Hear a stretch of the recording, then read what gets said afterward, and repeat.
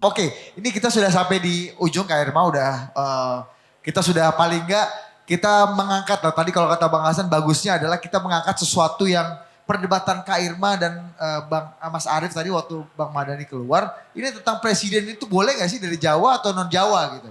Itu kan sesuatu yang mungkin quote unquote dinilai haram atau tabu dibicarakan dalam politik Indonesia tapi kita angkat satu oktav apa namanya di atas gini. Saya mau ujung-ujung dulu dari Bang Mardani ke ujung ke Mas Arief untuk bicara mengenai tema kita hari ini. Mungkin nggak ada calon alternatif. Calon alternatif bagaimana calon alternatif itu bisa masuk ke ring asobah tiga besar. Apa yang harus mereka lakukan? Kalau saya sederhana, saatnya sekarang unjuk gigi, saatnya sekarang unjuk kapasitas, saatnya sekarang unjuk. Saya apresiasi Ridwan Kamil yang menyatakan diri tegas mau menjadi capres dan mau masuk parpol. Nggak haram kok, malah bagus. Semua tampilkan diri, ada kontestasi karya dan gagasan. Walaupun ini buat beberapa orang tabu dan lain-lain. Tapi kita harus dobrak ini karena politik asobah kayak tadi, berbagai hal tadi tidak sehat. Justru membuat akhirnya yang kepilih adalah pemimpin yang tidak punya kapasitas. Tapi dalam tanda kutip cuma popularitas. Oke, thank you Bang Mardani. Tepuk tangan untuk Bang Mardani Alisera. Bang Hasan, gimana Bang? Terakhir Bang. Ya, kalau yang saya pahami dari penolakan partai-partai ketika dulu kan ramai Pak Mahfud MD diisukan jadi cawapresnya Pak Jokowi. Tapi akhirnya semua partai menolak. Semua partai yang pendukung Pak Jokowi menolak Pak Mahfud MD. Nah, yang saya pahami dari penolakan itu adalah bahwa partai-partai ini pengen lapangan rata di 2024. Tidak ada incumbent. Jadi kalau Pak Mahfud MD jadi wakil presiden ada incumbent wakil. Tapi kalau Kiai Ma'ruf kan kira-kira cukup satu periode saja. Jadi tidak akan ada incumbent dan lapangan rata. Menurut saya spiritnya oke. Tapi spirit yang oke ini hari ini belum dieksekusi. Kalau pengen lapangan rata ya jauh-jauh hari munculin calon dong. Ya. Jangan di akhir-akhir nunggu siapa yang tinggi lagi. Karena calon pemimpin itu bukan diterima dari langit tapi dipersiapkan sejak awal. Mungkin gitu kalau menurut saya. Oke, thank you Bang Hasan Hasbi. Mas Umam, Anda merasa percuma gak kuliah tinggi-tinggi? Setelah mendengar. Karena survei langitnya tadi itu. Iya. Yang ingin saya sampaikan, saya sebenarnya sangat setuju. Kalau misal di 2024 itu muncul sampai 3 koalisi. Karena itu akan jauh lebih sehat bagi demokrasi di Indonesia. Meskipun tantangannya tidak mudah. Karena partai-partai tadi yang disampaikan Bang Mardani tadi, partai-partai kelas menengah itu biasanya cenderung tidak kuat berpuasa dari kekuasaan. Akhirnya kemudian mereka lebih pragmatis untuk melihat mana potensi yang menang. Nah, oleh karena itu kemudian tidak ada keberanian untuk melakukan akselerasi atau keberanian tadi ya, mengajukan dari gerbong mereka untuk maju dalam kontestasi. Nah, maka kalau misal itu masih tetap bertahan, maka masih tetap dua kutub. Kita berharap tidak sampai 2 kutub, 3 kutub. Nah, tetapi kalau misal tadi ya sejumlah nama-nama potensial termasuk para gubernur yang sekarang mau habis itu, ingat kalau mereka habis di 2022 misalnya bulan Oktober, itu bukan berarti mereka kehilangan panggung. Itu adalah start awal bagi mereka untuk keliling Indonesia, mensosialisasikan gagasan, visi, misi, termasuk memverifikasi, memvalidasi, atau apapun mengklarifikasi setiap stempel, stereotip, ini pro ini ideologi ini, itu bisa dihilangkan semuanya.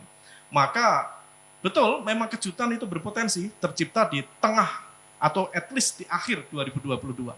Nah dengan begitu kemudian pengkutuban akan mulai terjadi.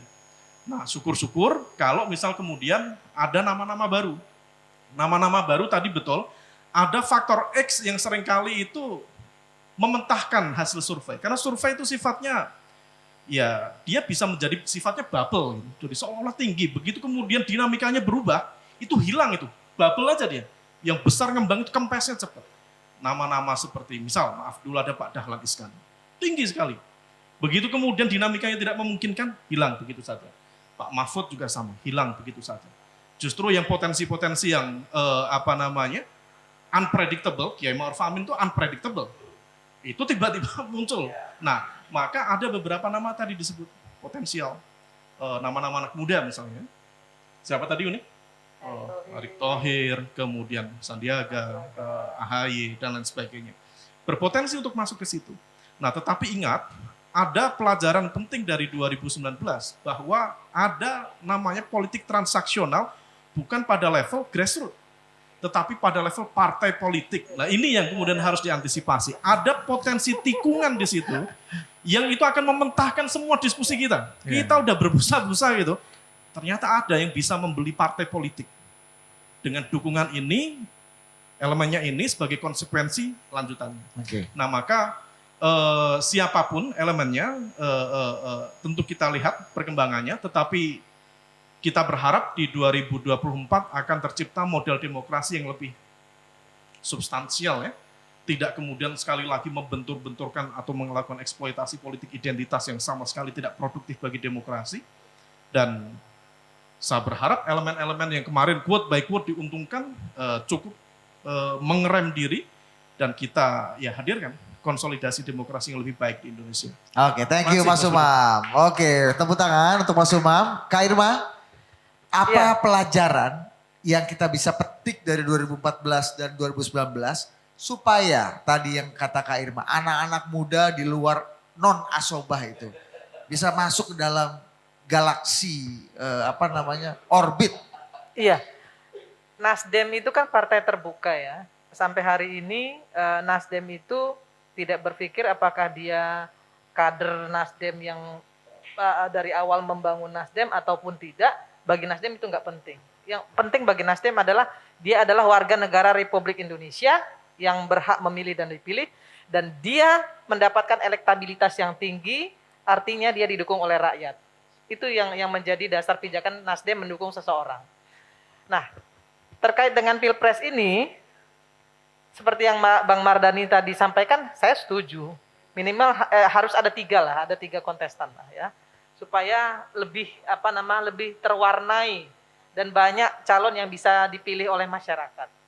Nah, Nasdem selalu ingin memberikan tongkat estafet kepada anak-anak muda untuk memimpin Indonesia. Bukan hanya di legislatif, di parlemen kami memberikan ruang seluas-luasnya bagi anak-anak muda, tapi juga di 2024 nanti juga kami akan mendukung anak-anak muda yang brilian, ya, yang punya misi visi ke depan menjadikan Indonesia ini ke depan menjadi lebih baik dengan restorasi Indonesianya, pasti kita akan dukung. Soal koalisi tentu akan kita bangun. Entah dengan PKS, entah dengan PAN, entah dengan PKB dan lain sebagainya, bagi kami nggak ada masalah.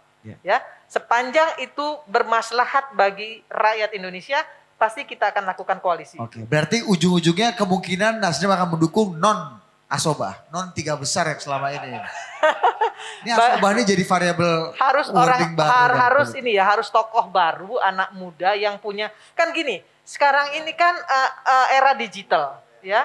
Eranya era digital, ya. Jadi kita jangan lagi mundur ke belakang gitu loh. Kalau orang calon-calon yang sudah tua-tua itu sudah jadilah tokoh pemersatu bangsa aja lah. Ya, nggak usah lagi memimpin Indonesia ke depan. Karena berilah kesempatan kepada anak-anak muda untuk memimpin Indonesia ke depan menjadi lebih baik. Karena persaingan dalam dunia usaha di dunia ini semakin luas dan semakin sengit.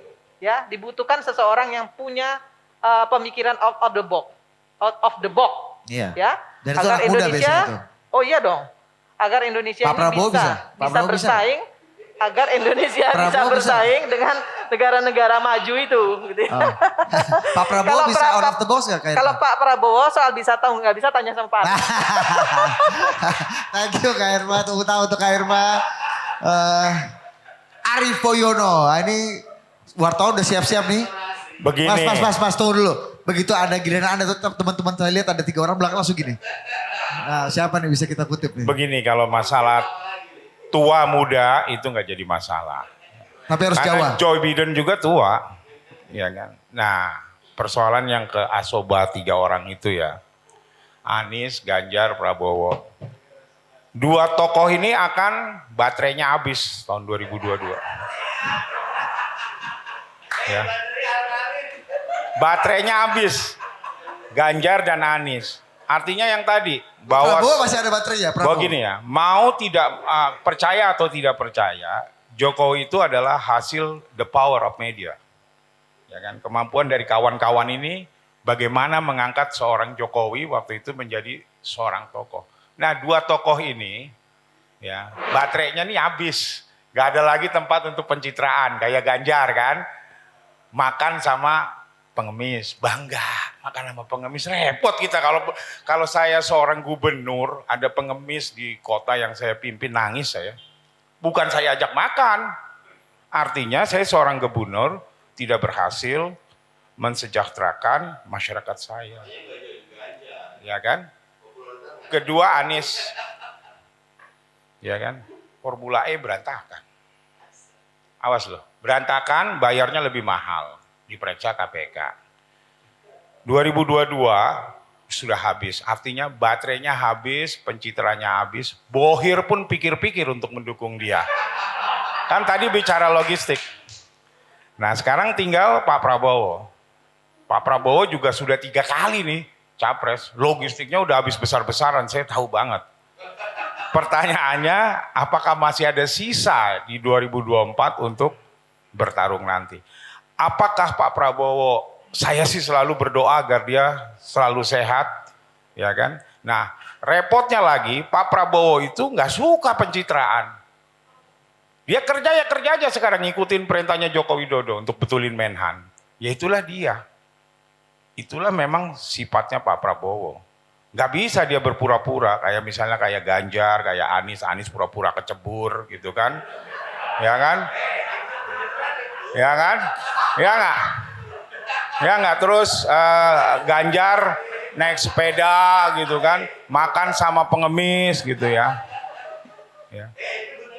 Nah kembali lagi, ya tadi kita mau lihat nanti kawan-kawan media atau ada pesan kepada baron-baron media, siapa tokoh yang akan dikedepankan.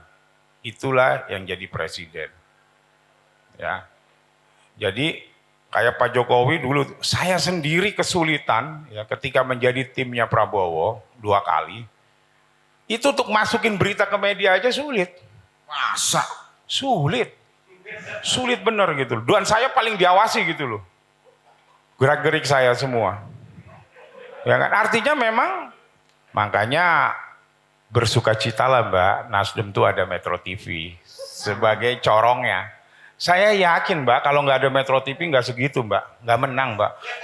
Coba lihat lagi Pilpres kan, nggak ada tuh Metro TV itu bagus untuk Prabowo. Ini PKS nggak punya TV, bagus.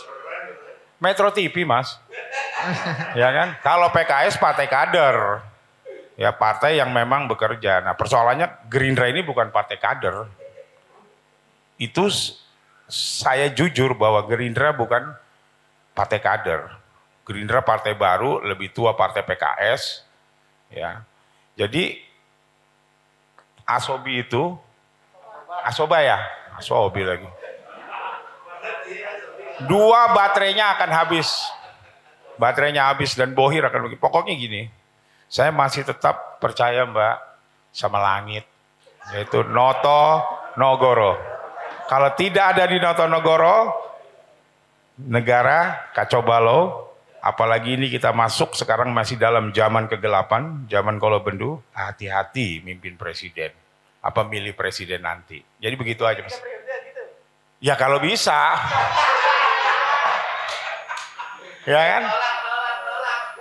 Ya kan? Dan prediksi saya, presiden yang akan menjadi pilihan rakyat itu adalah presiden seorang calon yang didukung oleh pemilik media. Bukan Mas Budi pastinya. Hairul Tanjung. Wah, mana ya? Ya kan?